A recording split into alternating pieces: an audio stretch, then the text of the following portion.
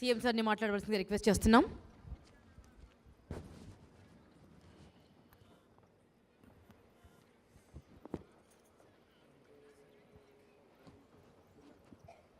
అందరికీ నమస్కారాలు.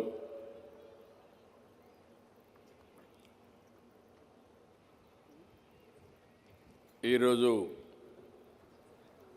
ఒక పవిత్రమైన కార్యక్రమానికి చేసిన మిమ్మందరికీ శివరాత్రి శుభాకాంక్షలు. మహాశివరాత్రి రోజు మహా టీవీ గ్రూప్లో మహాశక్తి ఛానల్ ఓపెన్ చేసుకోవడం ఇదొక చరిత్ర. ఈ సందర్భంగా ఎవరైతే ఈ మహా శివరాత్రి సందర్భంగా ఈ ఛానల్ ఓపెన్ చేస్తున్నామో మహా టీవీ సిబ్బందికి అందరికీ పరమశివుని ఆశీర్వాదాలు ఎప్పుడూ ఉండాలని మరొక్కసారి శివుడిని ప్రార్థిస్తున్నాను. ఈరోజు మనందరం చూస్తే స్వామీజీ కైలాసానందగిరి మహారాజ్ వారిని తలుచుకుంటేనే వారితో ఉంటేనే ఎంతో శక్తినిచ్చే పరిస్థితి ఉంది. దీక్షతో కుంభమేళ ఘనంగా నిర్వహించి ఈరోజు చివరి రోజు మహాకుంభమేళ ఈరోజు ఇక్కడికి రావడం అనేది ఒక చరిత్ర. అలాంటి పవిత్రమైన వ్యక్తితో కలిసి ఈ మహాశివరాత్రి వేడుకలు ఇక్కడ జరుపుకోవడం నా పూర్వజన్మ సుకృతంగా భావిస్తున్నా. ఆ మహానుభావుడి ఆశీస్సులు మనందరిపైన ఉండాలని మరొక్కసారి శివుడిని ప్రార్థిస్తున్నాను. ఈరోజు మహా టీవీ వంశీ నాకు బాగా ఐడియా ఉంది. ఆయన్ని చూస్తే ఒక మామూలుగా ఆంధ్రజ్యోతిలో ఒక చిన్న రిపోర్టర్గా జాయిన్ అయ్యాడు. అక్కడి నుంచి మహా టీవీ ఏర్పాటు చేశాడు. అంతేకాకుండా ఎంటర్టైన్మెంట్ ఛానల్ పెట్టాడు. ఇవన్నీ చేసిన తర్వాత ఈరోజు మహాభక్తి ఛానల్ని ఏర్పాటు చేసి చరిత్ర సృష్టించాడు. దానికి మీ అందరి తరపున వారిని మనస్ఫూర్తిగా అభినందిస్తున్నా. I wish him all the best. ఇది ఒకసారి చూస్తే ఓసారి చిన్న చిన్న వ్యక్తులు కూడా అసాధారణమైన శక్తివంతమైన శక్తిగా తయారయ్యే అవకాశాలున్నాయి. దానికి కారణం వంశీకృష్ణ గారు కష్టపడడం, పట్టుదల, తెలివితేటలు ఇవన్నీ పెట్టుకొని ముందుకొచ్చాడు. నేను చాలాసార్లు చూశాను. ఎక్కడ చూసినా భయం అనేది లేదు. నమ్మిన సిద్ధాంతం కోసం గట్టిగా నిలబడే తత్వం ఉండే వ్యక్తి, భయం అనేది లేకుండా నిర్మోహమాటంగా నచ్చిన సిద్ధాంతాన్ని ప్రజలకు తెలియజేసే వ్యక్తి వంశీ అని చెప్పి కూడా నేను మీకు తెలియజేస్తున్నా. మనం అందరం టీవీ చూస్తూ ఉంటాం, అందరూ భయపడతారు. కానీ ఎప్పుడు కూడా వంశీ ఎవరికి భయపడడు. ఏదొచ్చినా వీరోచితంగా పోరాడి అనేక సవాళ్ళను ఎదుర్కొన్నారని చెప్పి కూడా నేను మీకు తెలియజేస్తున్నాను. అయితే ఈరోజు మనం చూస్తే ఈ టీవీ ద్వారా ప్రజా చైతన్యం చేస్తున్నారు. విలువలను కాపాడే కార్యక్రమానికి కూడా ముందుకు పోయే పరిస్థితికి వచ్చారు. ఈరోజు మనం అందరం చూస్తే ఈరోజు చాలామంది ఉద్యోగస్తులు కావచ్చు, వ్యాపారస్తులు కావచ్చు, కడకు పరీక్షలు రాసే పిల్లలు కావచ్చు, అందరిలో కూడా టెన్షన్ ఎక్కువైపోతూ ఉంది. ఆ టెన్షన్ చూస్తే ఓసారి మనం అందరం కూడా ఒత్తిడిని తట్టుకునే పరిస్థితిలో కూడా లేవు. అలాంటప్పుడు మనం అందరం ఆలోచించే దేవుణ్ణి మీద భారం వేసి దేవుణ్ణి తలుచుకున్నప్పుడు ఒక మనోనిబ్బరంగా ముందుకు పోతాం. అదే మనం అందరం ఈరోజు చేసే పని అని చెప్పి కూడా నేను మీకు తెలియజేస్తున్నా. ఈరోజు మనం ఇంకొకసారి చూస్తే ఎన్నో ఆధునీకరణమైనటువంటి వైద్యశాలలో అనేక మార్పులు వచ్చాయి. ఒకప్పుడు మనం చూస్తే ఏదైనా చిన్న ఆపరేషన్ వచ్చినా అమెరికాకు పోయే పరిస్థితి నుంచి ఈరోజు రియల్ టైంలో ఆర్టిఫిషియల్ ఇంటెలిజెన్స్ కూడా ఉపయోగించుకొని మెరుగైన సేవలు అందించే పరిస్థితికి వచ్చాం. కానీ మనశ్శాంతి మాత్రం ఏ వైద్య పరికరాలు కానీ మెడిసిన్స్ కానీ ఇచ్చే పరిస్థితి లేదని చెప్పి కూడా నేను మీకు తెలియజేసుకుంటున్నాను. దీనికి ఒకటే పరిష్కారం, దేవుని దగ్గరనే మనశ్శాంతి దొరుకుతుంది. టెక్నాలజీలో మనం ముందుకు పోతున్నాం, లేకపోతే మెడికల్లో ముందుకు పోతున్నాం. ఈరోజు ప్రతి ఒక్కరు కూడా వినూత్నంగా ఆలోచించి అనేక కార్యక్రమాలు చేస్తున్నారు. కానీ అల్టిమేట్గా దేవుని మీద భారం వేస్తున్నాం. ఆ దేవుడే మనల్ని నడిపిస్తున్నాడు. ఈరోజు మిమ్మల్ని అందరినీ చూస్తున్నాను. వచ్చినప్పటి నుంచి ఎంత భక్తిభావంగా ఉన్నారంటే శివుని ధ్యానంలో పరవశించే పరిస్థితిలో ఉన్నారు. అలాంటి వాతావరణం ఇక్కడ క్రియేట్ చేసిన మహా టీవీ వంశీ గారిని, వారి సిబ్బందిని మనస్ఫూర్తిగా అభినందిస్తున్నా. అలాంటి కార్యక్రమాలు ఇక్కడ చేపట్టారు. ఈరోజు ఒక విషయం మనం గుర్తుపెట్టుకోవాల్సిన అవసరం ఉంది. శాస్త్రవేత్తలు కూడా ఎన్నో ఇన్నోవేషన్ చేసిన తర్వాత ముందు దేవుని దగ్గరికి వెళ్ళి దేవునికి నమస్కారం పెట్టుకొని వాళ్ళ ప్రయోగాలు చేసే పరిస్థితి వస్తున్నారంటే అల్టిమేట్గా మనం చేసే ప్రతి ఒక్క పనిని కూడా నడిపించే ఏకైక శక్తి భగవంతుడు అని చెప్పి కూడా నేను మీకు తెలియజేస్తున్నా.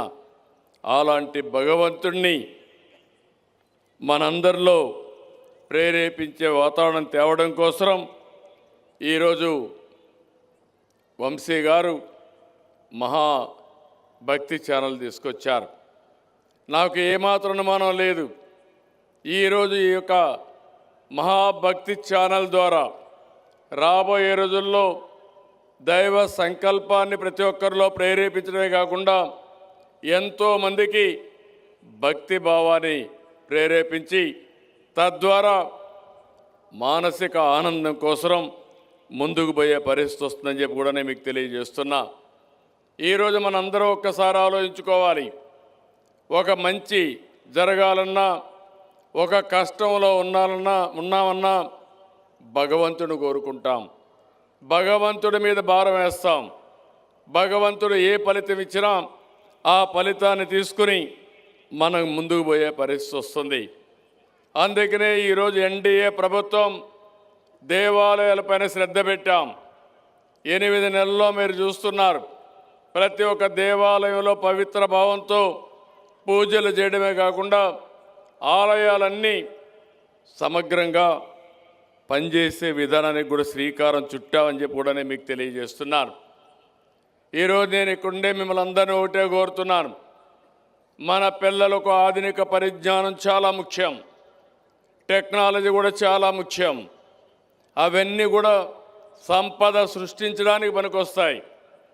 కానీ మనలో కావలసిన మానసిక ఆనందం ఏమాత్రం కూడా మనలో బాధలు లేకుండా ఉండాలంటే ఆధ్యాత్మిక చింతన కూడా అవసరం. అది రావాలంటే ఇలాంటి దేవాలయాలు తప్ప ఎక్కడా సాధ్యం కాదని చెప్పి కూడా నేను మీకు తెలియజేస్తున్నా. నేను చాలా కార్యక్రమాలకు వెళ్ళాను, కానీ ఈ ప్రశాంత వాతావరణం చూస్తూ ఉంటే నేను ఇటీవల ఎన్ని టెన్షన్లు ఉన్నాయో అన్నీ మరిచిపోయి మళ్ళీ ఒక శక్తిని తెచ్చుకొని ఇక్కడి నుంచి వెళ్ళే పరిస్థితికి వస్తా ఉందని చెప్పి కూడా నేను మీకు తెలియజేస్తున్నా. ఎందుకు నేను ఈ మాట అన్నానంటే ఇటీవల మీరు అందరూ చూస్తున్నారు, ఆర్థిక ఇబ్బందులు ఇంత మునుపు యాంకర్ గారు చెప్తున్నారు. ఒక పక్క మీరు మా మీద ఎన్నో యాస్పిరేషన్స్ పెట్టుకున్నారు. నిన్నే మా మిత్రుడు పవన్ కళ్యాణ్ గారు కూడా ఇక్కడికి వచ్చి ఇక్కడ ఇనాగరేట్ చేసి వెళ్ళాడు. ఈరోజు మేము ఒకటే ఆలోచిస్తున్నాం, అటు కేంద్ర సహకారం కూడా తీసుకుంటున్నాం. ఈరోజు మీరందరూ నా మీద, పవన్ కళ్యాణ్ గారి పైన, నరేంద్ర మోడీ గారి పైన నమ్మకం పెట్టుకుని అచంచలమైన గెలుపునిచ్చారు. ఆ గెలుపు నా జీవితంలో ఎన్నో ఎన్నికలు ఫేస్ చేశాం, కానీ ఈసారి ఒక హిస్టారికల్ ఎలక్షన్ జరిపించే పరిస్థితికి వచ్చారు. అదే సమయంలో ఈ ప్రభుత్వం పైన మీరు ఎన్నో ఆశలు పెట్టుకున్నారు, మీ జీవితాల్లో వెలుగు తేవాలనుకున్నారు. అందుకే నేను హామీ ఇస్తున్నా, భవిష్యత్తులో ఇంకా కష్టపడతాం. ఈరోజు మహాశివరాత్రి, శివుణ్ణి కూడా నేను ఒకటే సంకల్పం అడిగాను. ఈ రాష్ట్రంలో పేదరికం లేకుండా ప్రతి ఒక్కరూ ఆనందంగా ఉండాలి, సంపద సృష్టించే పరిస్థితి రావాలి, ఆనందం ఆరోగ్యం ఇవ్వాలని 5,20,00,000 మందికి ప్రసాదించమని శివుణ్ణి కోరాను. అదే సమయంలో భారతదేశం మంచి దేశంగా, సుసంపన్నమైన దేశంగా ఉండేట్టుగా ఆశీర్వదించమని కోరాను. దీనికంటే నాకేం కోరికలు లేవు. మీ ఆశీస్సులు ఉన్నాయి, భగవంతుడి ఆజ్ఞ ఉంది. ఇలాంటి మంచి కార్యక్రమాలు చేసే వారందరికీ ఎప్పటికప్పుడు అండగా ఉంటామని మరొక్కసారి మీ అందరికీ తెలియజేసుకుంటూ, ఈరోజు మరొక్కసారి నిరంజని పీఠాధీశ్వర్ స్వామీజీ శ్రీ శ్రీ శ్రీ మహామండలేశ్వర్ కైలాసానందగిరి మహారాజు గారిని భక్తిపూర్వంగా, వారికి మనస్ఫూర్తిగా నా శిరస్సు వంచి నమస్కారాలు తెలియజేసుకుంటూ, అలాంటి మహనీయులు మనతో కలవడం, వారి సాన్నిధ్యంలో ఈరోజు శివ పూజ చేశాను. మన ఇక్కడ ఒక ట్రస్ట్ పెట్టారు. ఆ ట్రస్ట్ చూస్తే ఎంత డివోషన్తో చేశారంటే, ఒక్క పైసా ఆశించకుండా భక్తి భావంతో శివుని నామధ్యేయంతో ఒక బ్రహ్మాండమైన స్ఫూర్తినిచ్చే విధంగా పూజలు చేశారు. వారిని కూడా మనస్ఫూర్తిగా, ఆ ఫౌండేషన్ని మనస్ఫూర్తిగా అభినందిస్తున్నా. మీరు కూడా గట్టిగా చప్పట్లు కొట్టి ఆశీర్వదించమని మిమ్మల్ని అందరినీ ప్రార్థిస్తున్నా. మరొక్కసారి వంశీ గారిని అభినందిస్తూ, ఆయన చేపట్టిన ఈ మహా భక్తి ఛానల్ భవిష్యత్తులో ఎంతో మందిలో భక్తి భావాన్ని ఇవ్వడమే కాకుండా మానసిక ఆనందాన్ని ఇచ్చే విధంగా ఈ ఛానల్ ముందుకు పోవాలని కోరుకుంటూ, ప్రభుత్వం తరపున ఒకటే హామీ ఇస్తున్నా, ఎవరు మంచి పని చేసినా వారికి అండగా ఉంటాం. అలాంటి మంచి పని చేసిన మహావంశీకి హామీ ఇస్తున్నా, తప్పకుండా అన్ని విధాలా మీకు సహకరిస్తామని చెప్పి మరొక్కసారి హామీ ఇస్తూ, I wish him all the best. ఆయనకే కాదు, మహా భక్తి ఛానల్ ఎవరైతే ఉన్నారో సిబ్బంది అందరికీ ఆల్ ది బెస్ట్. ఈరోజు మహాశివరాత్రి రోజు ప్రారంభించిన పని దిగ్విజయంగా ముందుకు పోయే పరిస్థితి వస్తుంది. అది జరగాలని మరొకసారి మనస్ఫూర్తిగా శివుణ్ణి ప్రార్థిస్తూ మీ అందరి దగ్గర సెలవు తీసుకుంటున్నా. ఓం నమో శివాయం. ఓం నమః శివాయ. ఓం నమః శివాయ. ఓం నమః శివాయ. ఓం నమః శివాయ. ఓం నమః శివాయ.